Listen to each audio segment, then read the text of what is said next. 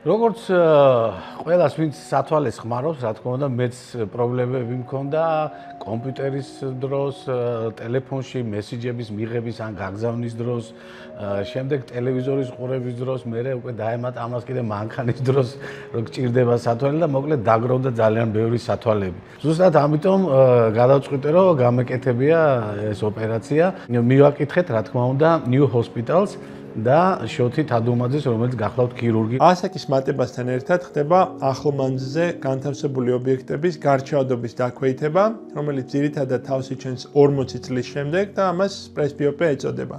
სწორედ პრესბიოპიისთვის დამახასიათებელი სიმპტომატიკით მოგმართა ქალბატონმა ტატიანამ. მე მქონდა მხედველობის თითქმის იგივე პრობლემები.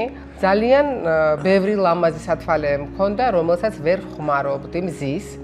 იმიტომ რომ სულ ნომრები შესაძლებელი იყო და ეხლა ამოვალაგე უჯრიდან ძალიან ბევრი სათვალეები. ნომრიანი სათვალეები. გავაჩუქეთ? ხია, გავაჩუქეთ. გავიკეთეთ მზის სათვალეები. და ძალიან კმაყოფილები ვართ და ძალიან დიდ მადლობას ვუხდი მე გუნდს. ეს არის ყველას დამსახურება. და გირჩევთ სულ ყველას New Hospital-ში გაკეთებას. პროცედურის. მნიშვნელოვანი აღინიშნოს, რომ კლინიკა New Hospital-ში თავაზობს პაციენტებს პრესბიოპიის მართვის სხვადასხვა საშუალებას.